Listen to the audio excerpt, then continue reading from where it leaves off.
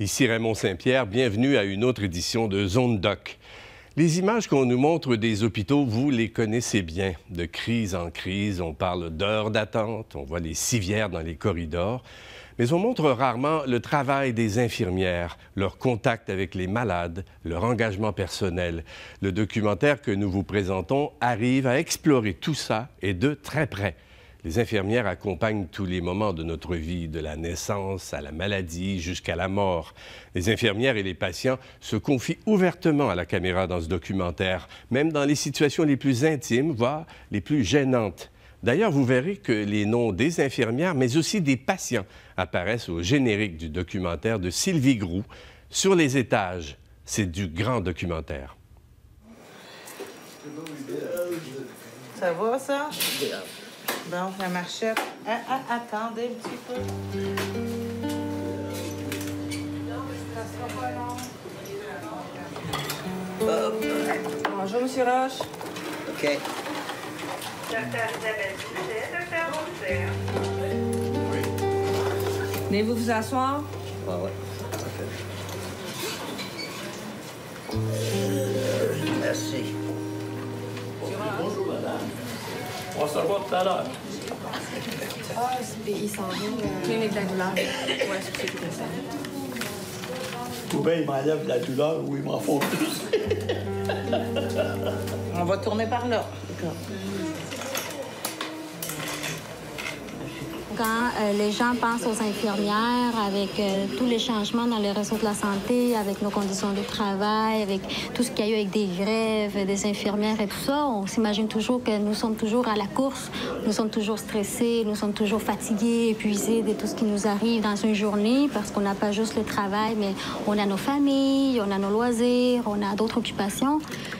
Mais côté travail, il est évident qu'on va aller une chose à la fois parce qu'on s'occupe des gens, des êtres humains.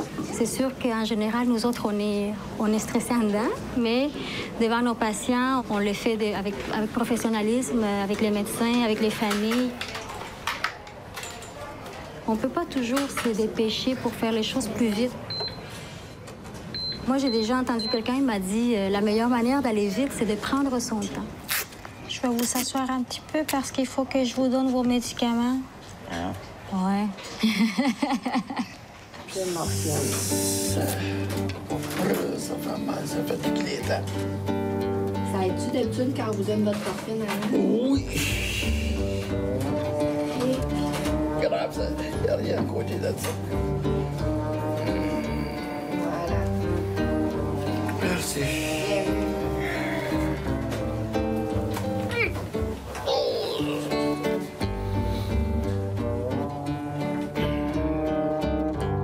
Levez donc votre bras un petit peu, petit Philippe. Oui.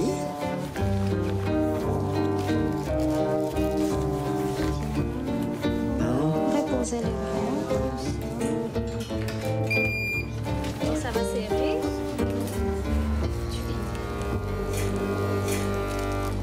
Là, c'est comme chez le dentiste, on parle pas. 131 sur 84. C'est bien. Regardons ça. Qu'est-ce que ça nous dit? Le super thermomètre. 36,4. Pas de fièvre. Pas de fièvre. Mais non. C'est merveilleux. On va garder ça de même. Moi, mon poste est équivalent. Chaque fois qu'on travaille sur un département, chaque infirmière s'occupe d'une partie de l'unité. Fait que chaque infirmière peut avoir 5, 6, 7 patients, tout dépendant de l'unité. Et là, aujourd'hui, toutes les places étaient complètes. Alors, j'avais pas vraiment de section à moi. Mais quand on est équivalente, nous sommes les infirmières qui vont aller combler les besoins quand il y en a. Fait que, on est pas mal des filles à faire ça. Là, je vais aller finir mes affaires dans l'autre chambre. Attends. Puis je vais aller vous voir dans votre chambre après. OK? Ouais, moi, je vais Vous savez où est votre chambre? 575 litres 2. Ah, c'est à cause de même C'est chambre. par là, regardez. Parce que Par là, Madame Pearson. ça, t'es Allez-y, je vais aller vous voir après. Ouais, merci.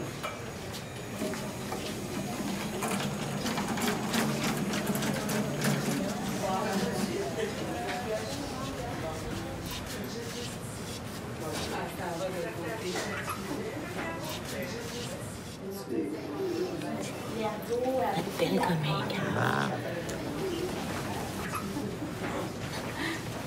Madame Pearson, venez avec moi. On va aller dans votre chambre. C'est dépassé. Oui, vous avez dépassé. Vous êtes rendu déjà 73. OK.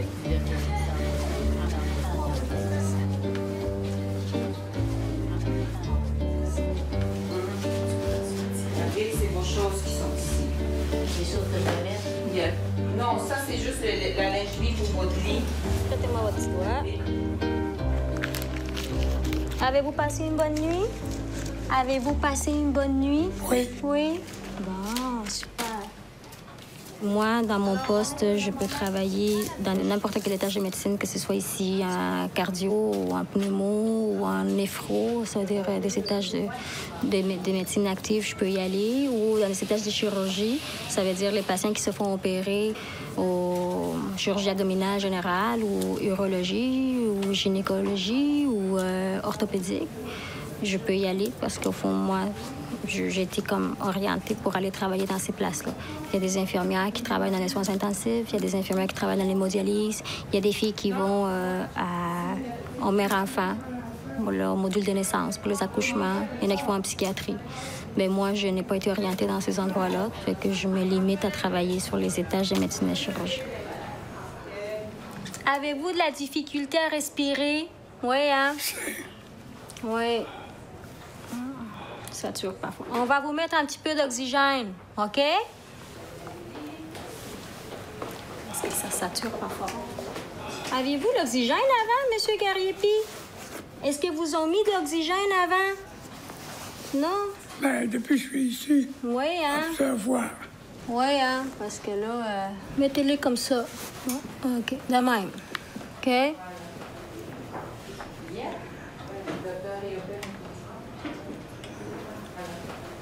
Là, c'est mieux. OK? On va les garder.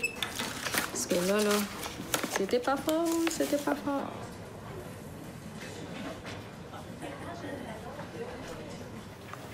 Moi, chaque fois que je fais ça, là, tu sais, ces gestes-là, que ce soit avec un antibiotique ou avec de l'eau saline comme ça, je pense toujours, tu sais, là, dans les émissions où les clichés, là, tu sais, infirmière avec sa grosse seringue, là, puis la petite goutte qui tombe, là. J'ai toujours ce feeling-là, puis ça me fait rire. Vous allez voir ça souvent. Elle se parle toute seule, souvent. Alors, si vous m'entendez parler, c'est moi-même qui se parle à soi-même. Son pansement, je lui ai fait tout de suite. Tant qu'à faire, on va lui faire tout de suite son pansement. Madame Saumur, ils ont-tu fait quelque chose pour votre plaie?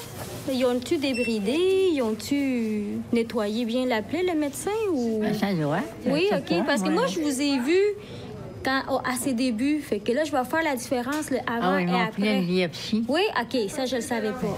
C'est quand qu'ils l'ont fait, la biopsie? Ça fait au moins 3 semaines. 3 semaines? Peut-être plus. Ben, plus, parce que là, ça fait 4. OK. Ouais, ça fait 4 semaines. On demande au propriétaire du Ford Explorer SHR 349. OK, je vais commencer à nettoyer votre plaie, Madame Saumur. OK? Là-dedans? Je vais commencer à nettoyer la plaie. Oui, OK? Ça va être froid. Je vais juste voir où c'est que ça va. C'est pas trop profond, hein? C'est tout petit, tout petit, tout petit.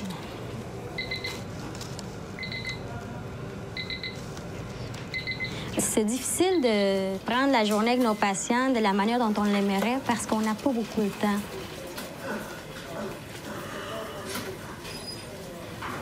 Des fois, les patients, on le sent qu'ils ont besoin de nous parler, on sent qu'ils ont besoin de, tu sais, juste prendre leur temps.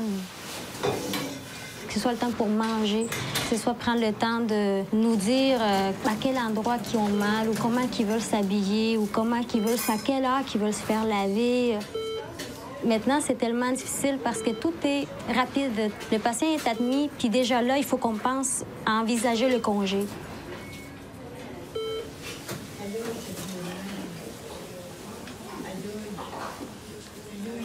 C'est où est-ce que vous avez mal? J'ai mal au ventre. Ah, tout à coup, c'est bien soudain. C'est bien soudain, votre mal de ventre? Oui. Elle a mal au ventre tout à coup. Vous avez besoin d'aller aux toilettes? Oui. Ils sont pas là. Je peux trouver. Je vais me salir. OK. On va attendre si vous êtes capable de vous lever seul ou si vous avez besoin d'aide. Oui. Exactement. 2. Je m'en...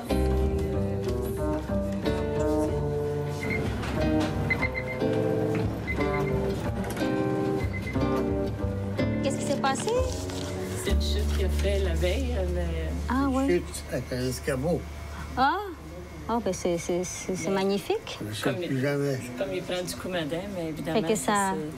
Oui. Ça doit faire mal, La nuit. la nuit, quand ça frotte le tissu, peut-être? Non, c'est- juste comme ça? Non, c'était juste la nuit, mais je prends des comprimés pour la douleur. Mais J'arrive à dormir. OK. Fait que ça a dû saigner beaucoup, hein? Ici, ça saignait beaucoup. OK. Le bras. Votre bras? Ah, mais oui, je vois ça, là. J'ai une nouvelle peau. Mais oui, comme un crocodile. Non, c'est-tu les crocodiles qui changent de peau? C'est le Ouais, c'est serpent? comme les serpents. Le serpent. Tiens. On dirait que tu as toujours fait ça. Mais ça fait 4 ans que je ne fais que ça.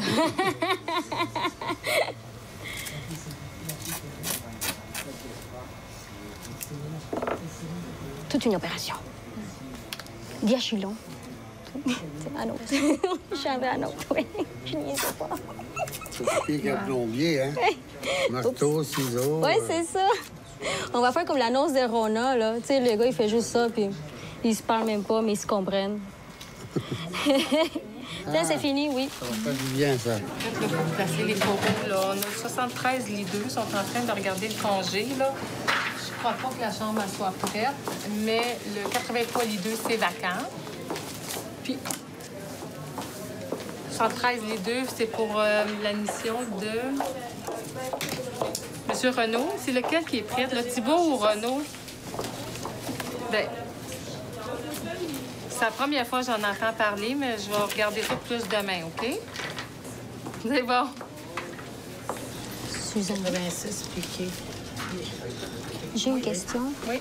Tu sais, la pharmacie a passé pour 87 à cause de sa créate à 800. Elle donne une recommandation à la micro, fait qu'au fond, je vais pouvoir appeler la micro, là, pour ça. C'est la micro qui va régler ça? Ah Non, oui, parce OK. que Marcy OK, pour les micro, médicaments. d'accord. Oui, il va falloir Parce que aviser là, un micro, OK. effectivement. Oui. 87, ça? Oui. Docteur Nguyen. Bonjour, Dr. Rivet, ça va bien? Oui, Dr. Rivet, je vous appelle pour M. Rochetier, qui est dans le 387. C'est un patient qui était suivi par Dr. Castonguay pour un ESBL positif. Oui? OK. Fait qu'on diminue le numéro à 1 gramme d'I. Parfait, merci. Bye-bye. Qu'est-ce qui me donne le goût de rentrer à chaque jour, travailler, c'est de rendre service aux gens, de faire quelque chose pour eux de bon. Tu sais, c'est la base, je pense, c'est de vouloir aider l'autre, c'est de vouloir l'accompagner dans son expérience de santé ou de maladie, que d'être là à côté de la personne, c'est quand même un rôle important.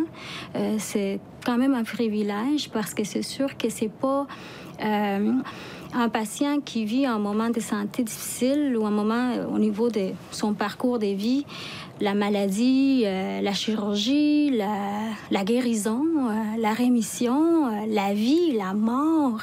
C'est tous des moments d'une personne dans laquelle nous autres, on est témoins puis on participe activement. Y a-t-il quelqu'un qui veut venir compter?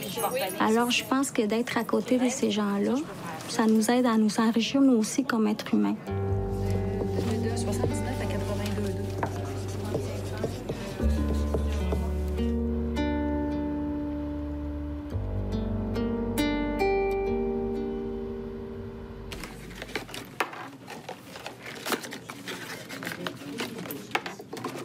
Ça fait mal.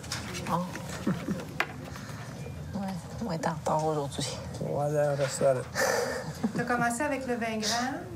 Oui. OK, c'est bon. Alors, ça me prend une seringue de 10.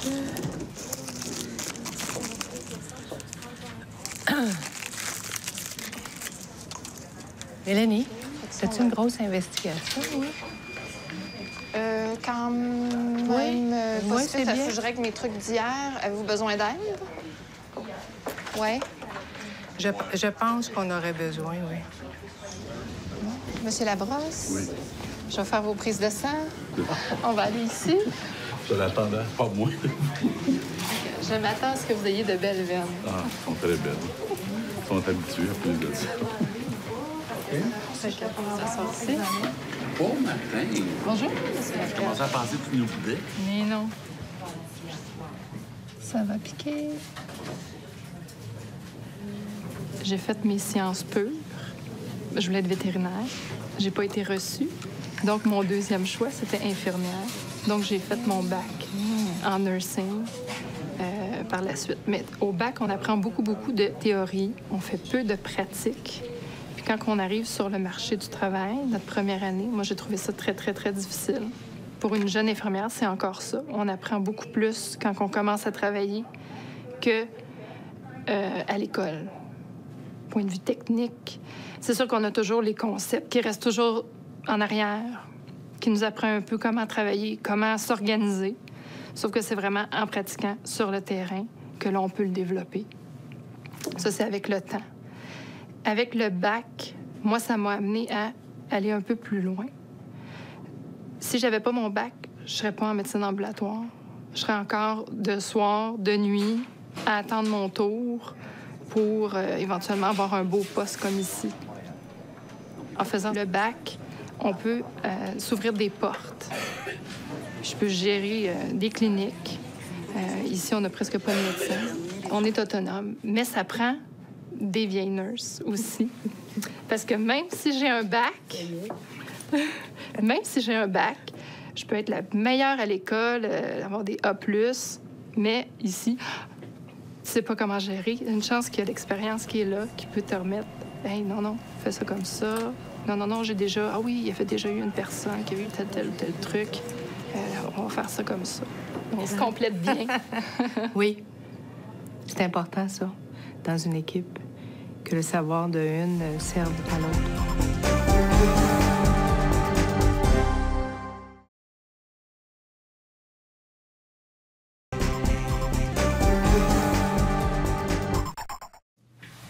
Je vais juste vous faire... je vais prendre votre pression. On va regarder ce que vous avez besoin pour à la maison. Il vient d'apprendre qu'il n'y a pas rien qu'un cancer, il y en a deux. Et là, c'est avec tout le processus, là, qu'ils vont voir où est-ce qu'il s'en va, puis qu'est-ce qu'il décidera, puis qu'est-ce qu'on pourra faire.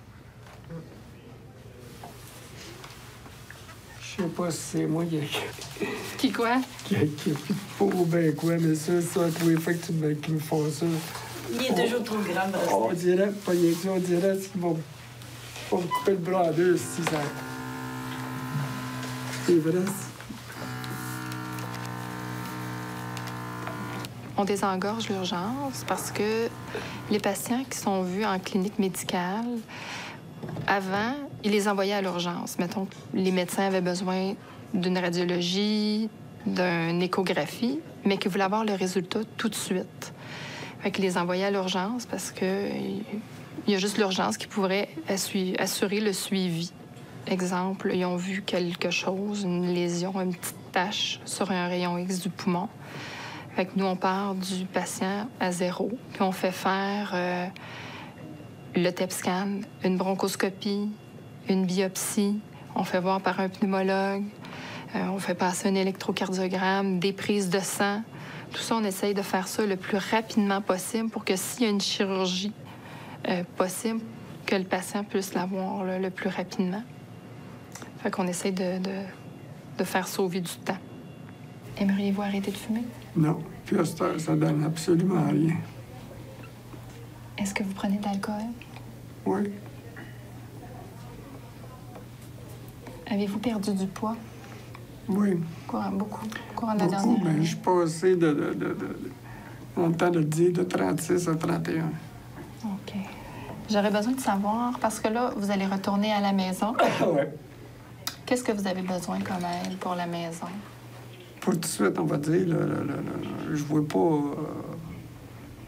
Mais nous autres, ça nous rassurerait s'il y avait une infirmière qui allait me voir de temps à autre, puis qui pourrait nous faire un compte-rendu. S'il est dans un trou énorme qu'il ne peut plus rappeler ou...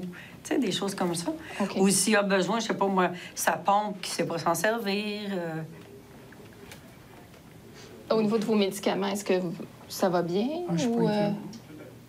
Les médicaments, je les prends aux heures, puis même j'ai un voisin qui en est fatiguant. Qui vient toujours il vous... m'appelle, il sait mes heures de médicaments, puis il m'appelle tout le temps, 10 minutes avant, puis même à minuit moins 10, le soir, Chris, il m'appelle, puis si je dors, il me réveille. Petit Paul, t'as des pilules à prendre.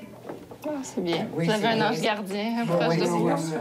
Il me fait des petites commissions, des fois, tu sais, il est bien... OK.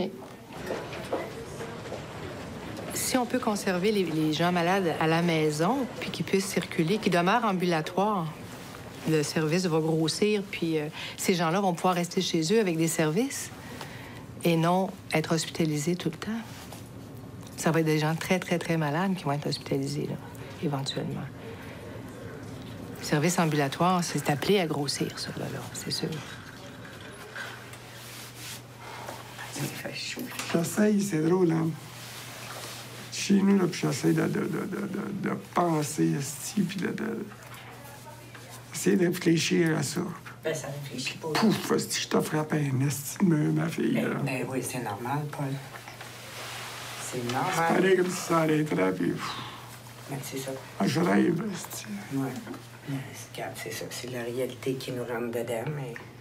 Ça fesse. Oui, ça fesse, c'est sûr. Puis aujourd'hui, il ne cache plus rien. Fait que c'est la meilleure chose, par exemple. Tu devrais pas nous le dire, là, si t'es à l'hôpital, là. Christine Pieux, bonjour. Oui, ça devrait être ça, c'est sûr. Officiel.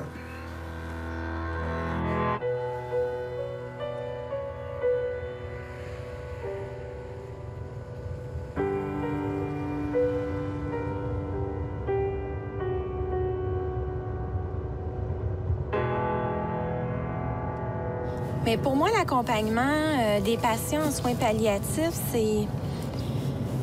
Contrairement à ce que tous les gens pensent, pour moi, c'est absolument pas difficile. J'ai l'impression que je peux faire une différence pour ces patients-là, que toute notre équipe fait une différence. D'une façon ou d'une autre, ils vont devoir s'en aller vers la fin. Donc, ça, je peux pas changer ça. En fait, je peux le changer, oui, positivement, en apportant les services, en donnant des bons soins, en étant là pour eux, les accompagner du mieux que je peux pour ce dernier bout de vie-là. Puis les soins palliatifs, c'est des soins de confort, c'est des soins qui ne sont plus curatifs. On peut pas guérir la maladie, on va alléger les symptômes. Ça prend le temps que ça prend. On suit les patients et les familles à travers ça. Donc, pour moi, c'est ça, l'accompagnement.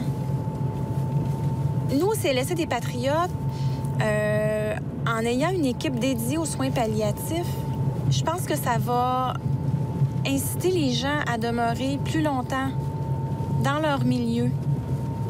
Voyant qu'ils peuvent être bien accompagnés, forcément, je pense que proportionnellement mieux accompagnés, les gens vont de plus en plus vouloir demeurer à la maison.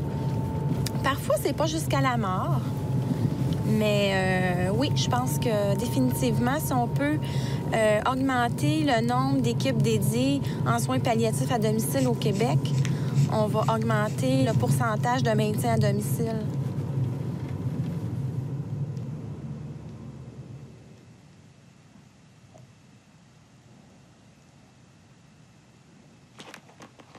Sur 54. Fait que on la recommencera pas, hein? Non. Ouais. C'est ça, mais j'ai pas eu de quoi. Comme je disais, un matin, il y a eu des appels à faire, là, à régler, mais à part de ça, là. Votre soeur, elle disait qu'elle a réglé beaucoup de choses ce matin. Oui. Le notaire va venir à la maison. Oui, mardi prochain. Super. Bonne chose. Puis Lundi, on va tenter de joindre un monsieur de chez La Lime, là, Saint-Hyacinthe. Oui, c'est vrai, vous, c'est Saint-Hyacinthe. Les préarrangements. C'est un stress, ça, hein? Oui, mais on dirait que plus ça va, moins j'en ai. Mais là, c'est parce que vous réglez des dossiers, hein? Ça vient là aussi, bien, c'est rencontrer chaque personne. Mais genre, c'est comme mes frères et mes sœurs, c'est pas comme si quelqu'un t'aurait pas vu pendant 10 ans, là. Tu sais, tu revois quelqu'un, puis ça fait longtemps, fait que tu as l'émotion. Ça fait longtemps que je les ai pas vus. Tu as l'émotion de dire, bien là, je m'en vais par là, je m'en vais pas là, je m'en vais là. Fait que tout ça fait qu'à un moment donné, puis tu as ton émotion, mais tu vis celle de l'autre aussi, là. Tu embarques dans les bottines de l'autre, que tu le veuilles ou non. Fait que c'est pour ça que dimanche, tant que mon frère qui va s'occuper de la liquidation, mais chacun qui arrivait dans mes sœurs, mon frère ou mes sœurs, je les faisais assis sur le fauteuil. Là. Je disais, bon, viens pleurer un petit peu ici, là. À côté, on va pleurer une shot, là. Puis ensuite, on va pas y parler. Fait que, on se flattait tous les deux. Après, on était correct. Ensuite, on parlait de ce qu'on avait à parler. Des fois, c'est une émotion à l'autre, la tristesse, puis vous avez... après ça, vous tombez dans votre, j'imagine, légendaire sens de l'humour. Oh, oui, mais c'est bon. C'est un jour, mais ça vous arrive, je vous souhaite, là, je vous souhaite que ça va l'avoir.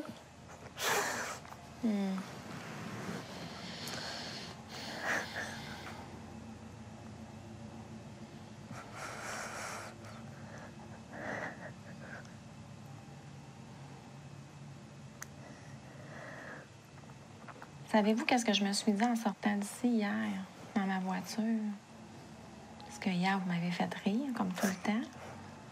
Je me suis dit, il y a des gens qui ont la santé, tout va bien, puis ils n'ont pas le goût de rire. Ils devraient tous passer ici, là. Pourtant, c'est important. C'est capable de rire, d'avoir le sens de l'humour. C'est une grosse partie de ta vie, c'est important. Oui. Je trouvais, là, c'est ça qui m'a gros frappé hier, quand on s'est vus. Des épreuves, au fil des ans. Parce que pas la J'ai première, réalisé ça, non. J'ai réalisé ça. Que faut que tu sois capable, entre les épreuves, faut que tu sois capable de rire. Puis, à un moment donné, même d'en rire. Oui. Parce que sinon, tu passes pas au travers. C'est lourd. Fait que j'ai trouvé ça.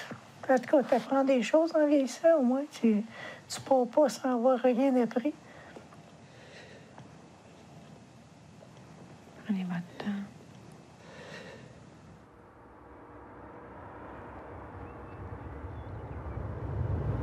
C'est certain que comme intervenante, on évolue. Des fois, on a des questions plus éthiques. Puis je pense que il y a 5 ans, j'aurais peut-être pas eu telle prise de position par rapport à aujourd'hui, par rapport aux droits de mes patients. J'ai plus d'assurance pour les guider aussi à travers ça. Fait que oui, au fil du temps, la pratique évolue, puis l'infirmière évolue aussi.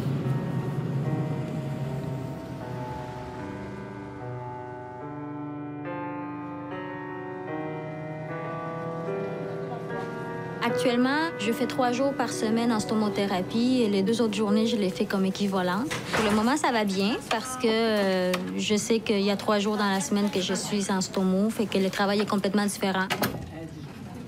Stomothérapie, c'est ici? Oui. Et regarde, fais les cas qui sont vraiment prioritaires pour les congés. Puis Annie, au pire, qu'elle appelle la clinique ou qu'elle te dise à quelle heure qu'elle va faire le vague. Puis si toi, t'as pas le temps, je vais monter.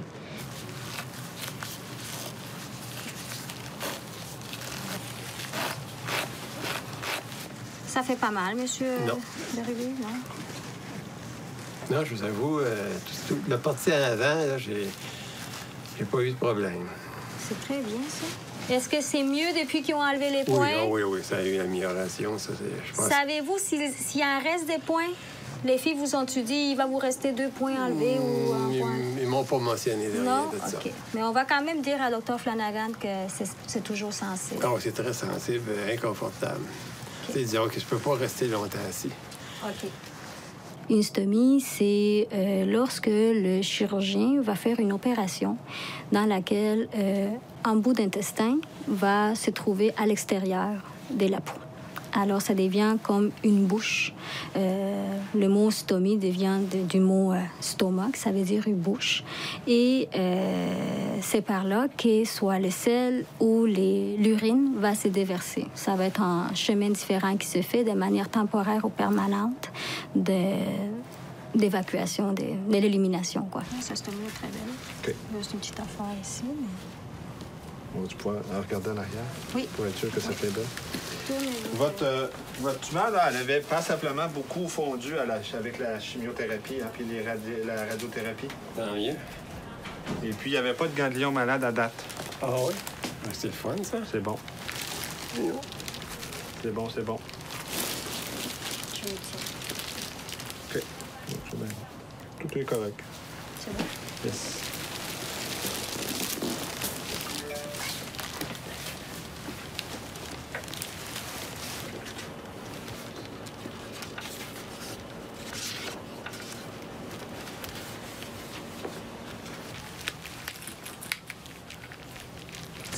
Parce que quand t'arrives pour la vidanger, c'est plus facile. Ben oui.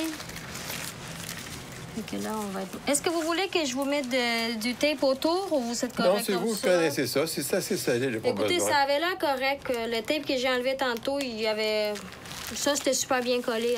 Fait que la seule chose, mais là, pour ça que j'aime avoir la petite ceinture. Gardez votre ceinture tout le temps. Ça fait une protection parce que sans ça, là, ça part.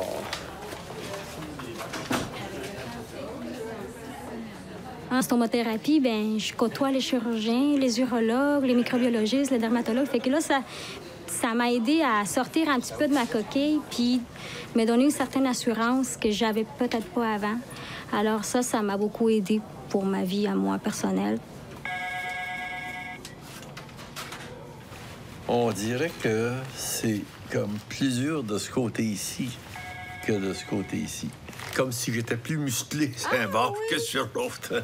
C'est toujours un peu enflé, là, encore probablement à l'intérieur. Okay. Alors, c'est peut-être pour ça que vous sentez cette différence de proportion, là. Okay. Ça devrait aller en s'améliorant. Mais si c'est normal, j'ai aucun problème avec ça, que dors non, ça a l'air correct. Ça a l'air même pas... Il n'y a même pas une rougeur quelconque. Okay. Parce que de ce beau ici, ça va bien. C'est sûr que l'arrière-train... Oui. Ouais, c'est un petit peu plus complexe. On va regarder ça. Maintenant, est-ce que vous avez une petite idée d'à peu près de me dire, ben, ton derrière, là, ça ne devrait plus être sensible dans une semaine, dans 2 semaines, dans 3 semaines? Non, je peux pas vous dire ça parce que d'une fois à l'autre, c'est différent. Puis, il n'y a pas une plaie qui guérit de la même manière dans le même temps. Alors, là, on va voir aujourd'hui comment ça s'est passé pendant une semaine. OK. Mais, mettons, on va dire ça de même, ça s'est amélioré de 50 %. Oui. Fait que moi, je peux pas vous dire, bon, bien, vu que dans une semaine, ça a fait 50, dans l'autre semaine, ça fait de l'autre 50, donc la semaine prochaine va être guérie. Tu peux pas faire des projections. C'est ça, on peut pas faire la... Non, effectivement, parce qu'à chaque fois qu'on a été tellement encouragés, puis que, on l'a dit, si la tendance se maintient, tu sais...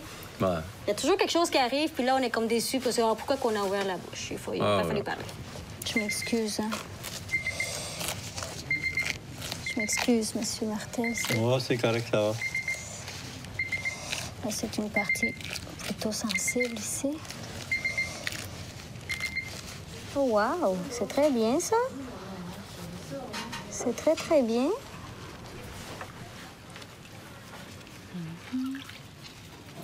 C'est une clientèle qui est très touchante, très attachante aussi. Parfois, c'est un sujet tabou. Hein? La stomie, c'est comme... Il y a des gens qui, dans leur milieu, il y a personne qui savent que la personne est stomisée. Puis c'est pas quelque chose qu'on voit, là. Il y a des gens que c'est pas apparent non plus. Fait que... Pour eux autres, quand ils nous rencontrent, mais c'est comme si on était parfois dans notre petit monde à nous, où que là, ils peuvent, comme là, nous dire qu'est-ce qu'ils pensent. Vraiment, c'est dévoilé. Puis, pas juste au niveau de la stomie, mais aussi pour leur vie, t'sais. Fait que c'est très le fun de voir cette clientèle-là, parce que là, on peut voir notre clientèle dans sa totalité, dans le sens que je veux pas nécessairement me concentrer sur la stomie.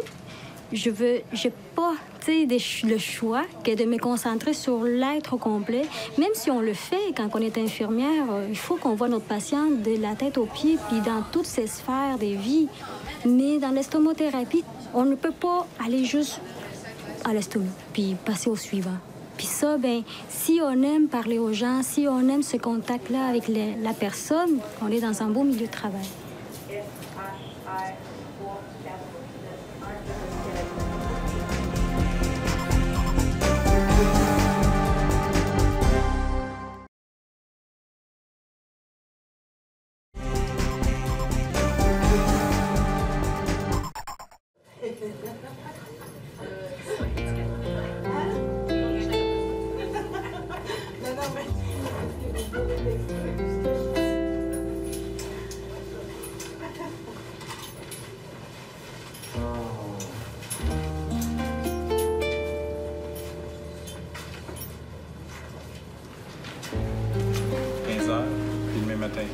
Aviserai si c'est en bas de ça pour la mère. OK, bye. Bon. Merci, bye. On travaille beaucoup en collaboration avec les médecins ici. On a beaucoup d'autonomie, beaucoup de protocoles qui nous permettent d'entamer des choses, de commencer. Une patiente en travail qui est diabétique, on a déjà des guidelines pour savoir qu'est-ce qu'on a à faire avec elle. On commence nos choses, les médecins, on se parle par téléphone tout le temps. Des fois, ils sont au bureau, des fois, ils sont couchés la nuit. Donc, on se réfère toujours aux médecins. Puis, c'est vraiment une belle collaboration. Ils ne seront pas fâchés de se faire réveiller si c'est pertinent. Puis, c'est ça. C'est toujours pertinent. On est toujours... On est les yeux du médecin. Exactement. Puis, les yeux et les mains. Avant, il y avait vraiment une hiérarchie, médecin, infirmière, mais maintenant, c'est vraiment collaboration parce que le médecin va s'attendre. Si on lui dit, viens, on lui fait une bonne description de ce qui se passe, pour lui, là, ça n'a pas de prix, là, c'est très important. Donc, ça va lui aider à prendre la prise de décision. Puis nous autres, bien, en même temps, en ayant une bonne collaboration, on sait où est-ce qu'on s'en va. Des infirmières, il en existe en fait 4 sortes, si on veut. Il y a l'infirmière auxiliaire. Au module naissance, on n'en a pas. Parce que les infirmières auxiliaires, ils n'ont pas le droit de faire ce qui est intraveineux, tout ça. Et à la salle d'accouchement, nos patientes ont toutes des intraveineux. Fait qu'on n'a pas d'infirmière auxiliaire. Il y a l'infirmière technicienne. Ça, c'est l'infirmière qui a fait son diplôme d'études collégiales, un DEC en soins infirmiers. Il y a l'infirmière clinicienne. Ça, c'est l'infirmière qui a fait son bac. Fait que moi, je suis une infirmière clinicienne. Entre moi et l'autre infirmière qui est technicienne, notre travail est le même sur le plancher. La différence, elle vient, on a un salaire un petit peu plus élevé parce qu'on a comme tâche de faire de l'orientation, former le personnel. Puis l'infirmière praticienne, ça, c'est une maîtrise. Au module naissance, on n'en a pas parce que les infirmières praticiennes, c'est en néphrologie, néonat, cardiologie, puis première ligne.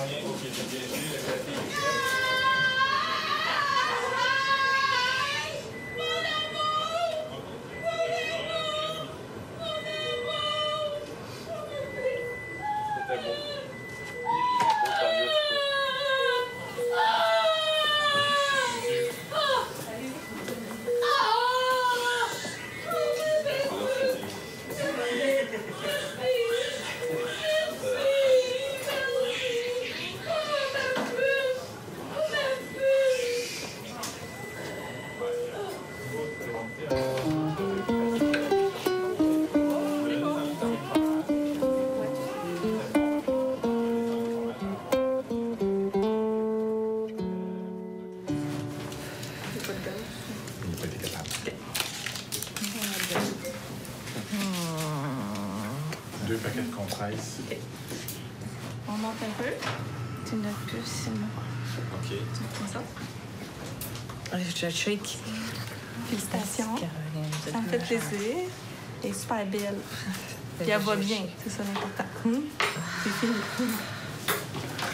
L'urgence qu'on a eue, ça s'est passé. Ça a été vite, là, mais on n'a pas vu passer grand-chose. C'était avec vous, je voulais le faire. Ben, pour vous ça dire... pince ou ça touche? Ça touche. OK. Ici? Ça touche. OK. Je vais faire les points. Si vous sentez que ça fait mal, vous me le dites, je regèlerai. Est-ce qu'il y en a beaucoup? Une bonne vingtaine minimum. Ah, maman est contente de t'avoir. Toi, tu l'aimes pas aider. Ça fait longtemps, hein? On est ensemble.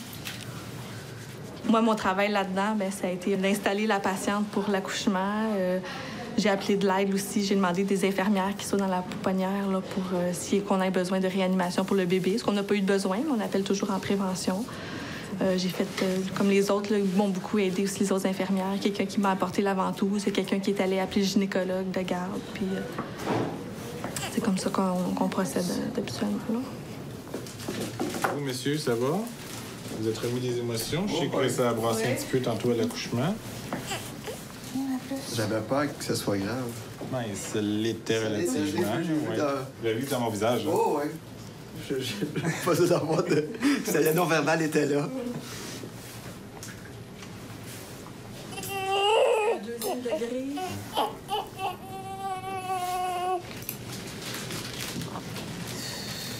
Les infirmières qui font un tour de bras des temps supplémentaires obligatoires pour rester après le chiffre de nuit, il y en a plein à la salle d'accouchement. Le soir, parce qu'ils ont un manque de staff à la salle d'accouchement, ce qui fait que ça de nuit, il en manque. De soir, il commence à en manquer aussi. Là. Et ils sont obligés de rester après leur chiffre, ce qui n'est pas toujours évident s'ils s'occupent d'une famille. Mon chum, il travaille le soir.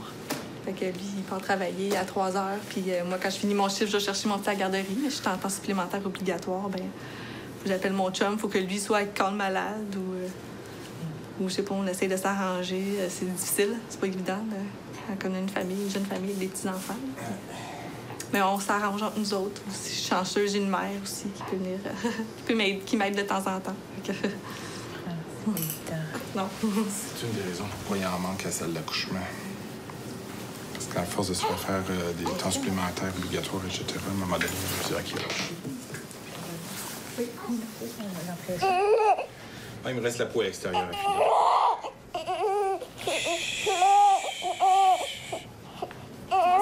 Elle peut pleurer. Elle peut sortir ses sécrétions. C'est correct, ça? Ben oui, c'est ce qu'on veut. Moi, stressée au deuxième qu'au premier. Hein. Au premier, tu pleures. Là, j'ai arrêté ton épidural. Tu vas encore sentir geler encore un petit peu, 1 heure ou 2. Tranquillement, là, ça va dégeler. C'est des beaux moments. Mais moi, après 6 ans, des fois même, je suis encore un petit peu émotive. Là, quand que je vois les parents pleurer, puis toute l'émotion qu'il y a avec l'accouchement. Puis ça. Fait que si je peux comparer ça à d'autres départements où on va voir beaucoup de maladies, les soins palliatifs, la mort, à l'urgence, il y a beaucoup de personnes âgées, des cancers. Je trouvais qu'on voyait beaucoup de souffrance. J'aimais ça quand même, mais je préfère ça ici.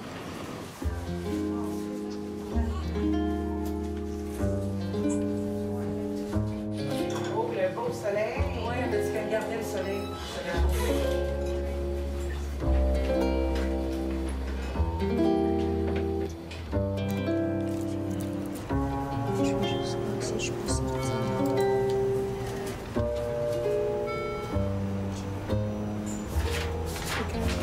Ça, c'est beau. Oui. Oui, votre pression est belle. Votre saturation, c'est beau. Je vais regarder à combien... Vous n'avez même pas d'oxygène. L'oxygène a été cessé en plus. Fait que c'est super beau. 90, 91. C'est correct? Oui. Votre pouls est correct. Là, ça va vous faire un petit chapeau, là.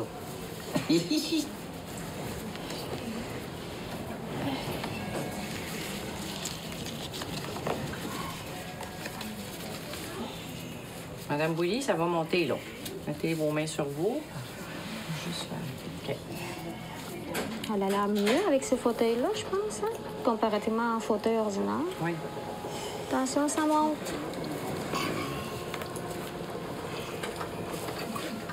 La population étant vieillissante, on envoie des personnes plus âgées.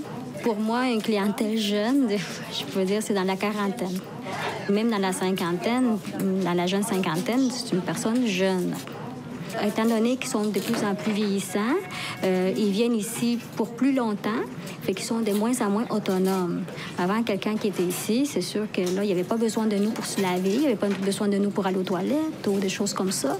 Mais étant donné qu'ils sont plus malades, plus vieux, mais c'est des conditions plus rapidement. Alors, quelqu'un qui reste au lit pendant 5 jours de temps sans bouger, on ne lui demandera pas de s'élever puis aller aux toilettes tout seul. Tu sais, il y a des choses à faire avant qu'ils redeviennent un peu plus autonomes. Bien, vous allez me remonter la tête. On va tout vous arranger, madame. C'est pas long. C'est correct. Là, actuellement, quand ils arrivent, mettons, on a de la clientèle des centres d'accueil, des CHSLD ou des personnes qui habitent dans leur domicile, mais qui tombent malades ou ils tombent, qui se cassent une hanche. Et là, tout à coup, ils ne peuvent plus retourner chez eux. Alors, il faut tout... c'est pas juste le problème de la hanche, là, si je reviens à l'exemple, mais c'est tout le problème qui devient toute sa vie, au fond, qu'il faut la remettre en forme. Ça dépend beaucoup d'évaluations, de toutes sortes, pas juste médicales, mais de voir s'il est capable de se faire à manger, s'il est capable de faire son ménage, s'il est capable de marcher, s'il est capable de conduire. Il faut tout évaluer ça. Alors, c'est sûr que ça crée beaucoup de demandes, beaucoup de durées de séjour d'hôpital, d'intervenants, mais en même temps, nous autres, comme infirmières, bien, on n'est pas plus nombreux parce qu'on a toutes ces demandes-là. On a la même quantité de patients, parfois une quantité de plus parce qu'il y a la pénurie étant là. Il faut qu'on s'arrange entre nous autres pour pouvoir donner un bon service de qualité. C'est pas parce qu'ils sont plus lourds qu'ils vont nous enlever des patients. Là. Ça passe pas. La banane, on la garde-tu? Manger un petit peu des tranches. Vous avez mangé un petit bout de banane. C'est assez. Voulez-vous la garder? Voulez-vous la garder? Pas du tout. Vous en avez un autre de caché à quelque part. OK. Vous la laissez plus. ولك يا عمي اشحبوا معي بس ابنوا معي ولك يا عمي الله يرضى عليك يا لك يا راسي رجالي يا عمي Code blanc, 582, lit 1. Code blanc, 582, lit 1.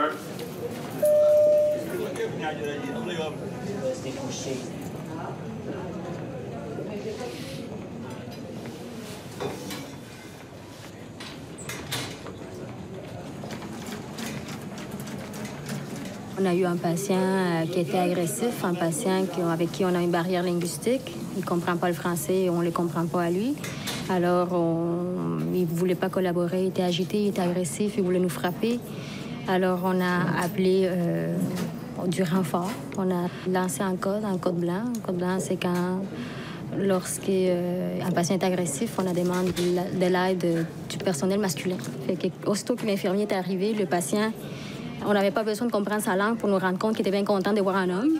Alors, on s'est dit, ben là, c'est peut-être le fait qu'on est des femmes, puis peut-être que dans sa culture, il est pas... peut-être que c'est pas bien vu ou il n'est pas accepté de se faire soigner ou de se faire diriger par des femmes. Fait que là, le patient a comme mieux collaboré dans la présence des gars qu'avec nous autres. On évite l'escalade, hein, dans cette situation-là. Quand on voit qu'un patient commence à devenir agressif envers nous, puis qu'on est proche, puis que ça peut tomber sur nous, sur la personne qui est à côté de nous, bien, c'est sûr qu'on va éviter ça. Alors, on n'est pas là pour faire l'effort ou faire les super-héros. Là. Quand on peut pas, on peut pas. Là.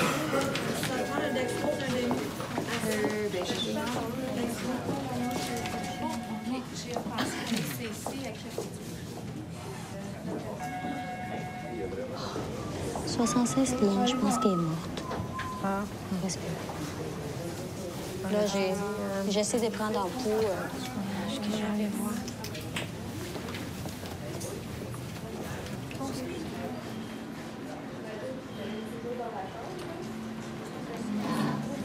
C'est ça. Le patient est décédé. Fait qu'on va appeler la famille. Ça, c'est la partie plate de notre profession. on côtoie la vie comme on côtoie la mort. Puis, bon, on passe avec ça, on vit avec ça, mais c'est sûr que on fait notre possible sur le coup, mais c'est sûr que ça nous fait toujours quelque chose quand il y a un patient qui décède. D'autant plus quand, mettons, c'est sûr que c'était une patiente qui est arrivée, je pense, hier soir à l'unité. Mais on savait qu'elle était déjà en fin de vie. C'était quelqu'un qui attendait, je pense, les soins palliatifs. Donc, on s'attendait qu'elle allait mourir éventuellement dans les prochains jours. Donc, c'est pas pareil. On le prépare, on le sait. Mais cette madame-là, en tout cas, dans la journée, j'ai pas vu de visite, j'ai pas vu... en général, quand on a une personne qui est en train de mourir, la famille est là comme au complet, les visites sont là, il y a des gens qui couchent là, tu sais. Là, elle, j'ai pas vu ça. On peut pas toujours prévoir, on sait pas ce qui se passe non plus dans la vie des gens. Mais c'est ça, la petite madame est décédée. Puis, bon.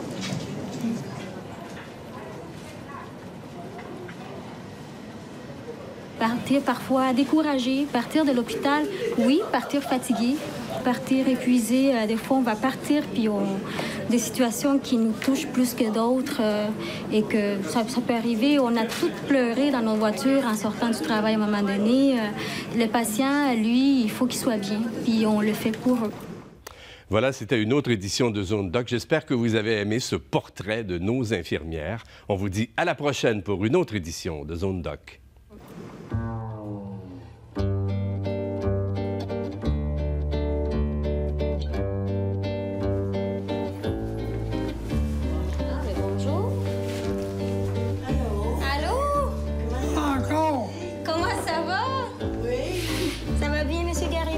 Bien, toi? Oui. T'es arrivé avec ton équipe? Tout le monde ensemble. On est venu vous dire bonjour. Hein? On est venu vous dire bonjour. Ouais, bonjour à bon temps. Oui. Bonjour, l'équipe. C'est gentil de votre part. Ben oui, un monsieur charmant comme vous, c'est sûr. En autant que vous me faites pas mal. Non, gars, pas d'aiguille, pas de gants. Je suis juste venue vous dire un petit bonjour. OK. Correct, hein? Parfait. Bonne journée. Bonjour, bonne journée.